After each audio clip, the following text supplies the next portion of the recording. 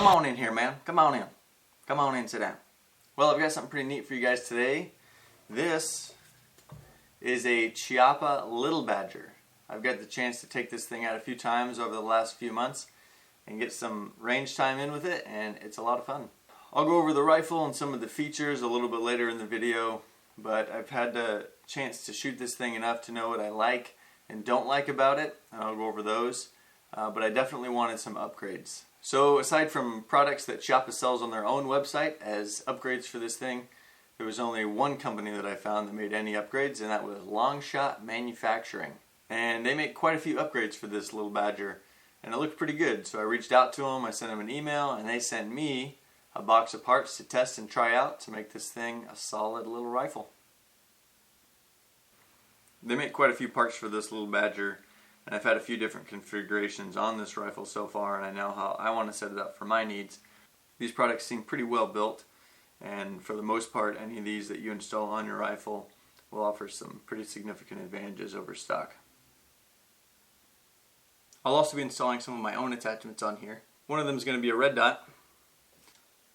One of them is going to be an attachment for this wire stock. It's a 3D printed attachment that goes on here that allows me to put a single point sling on. And the last will be a bag to hold more ammo.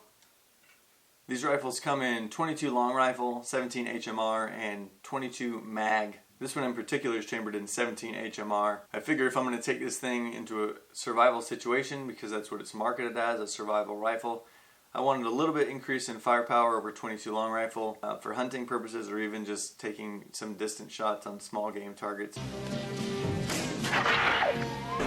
So it was between 22 mag and 17 HMR, and I had been wanting a 17 HMR. Here it is. Chiappa markets this as the ultimate packable survival rifle. And for me, if I had to take one gun with me for the rest of my life, this would be it. No, it wouldn't be it.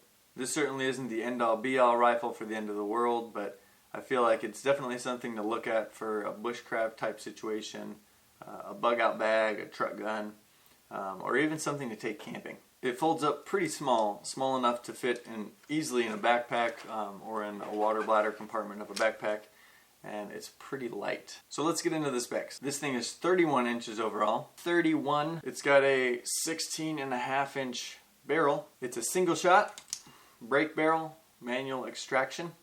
It has a steel wireframe stock. It has adjustable front and rear military style M1 sights. It's got an amazing trigger, somewhere between 2 and 3 pounds. The safety is a half-cock safety.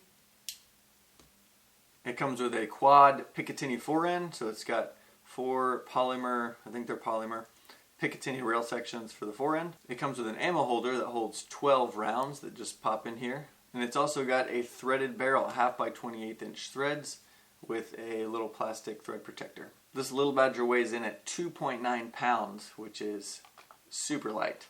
It's really nice. I've slung this thing and taken it on a few hiking trips in the desert with no problem.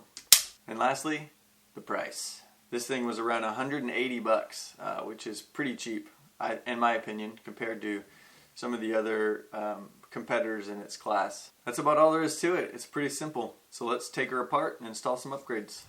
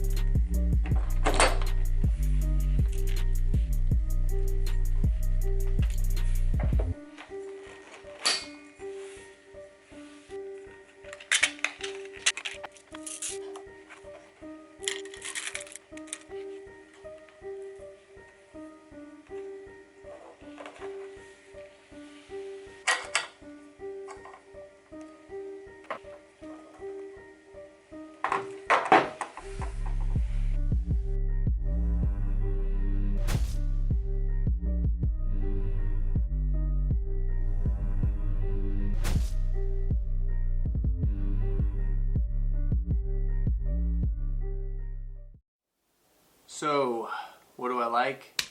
What don't I like? I don't like anything about it. See you next time. I'm kidding. I like a lot of things about it. Really, I like the design. I like the minimalistic design of the rifle. You can do a lot with it. And after some of these aftermarket parts, it just looks really, really slick and minimalistic. So I like that. Aside from the aesthetics of it, I like the minimalistic design and the way it works. There's not a whole lot of moving parts inside this thing, so there's less to go wrong if you were taking it into a survival situation. I really like that it's light. Even with all these attachments, it's still really, really light.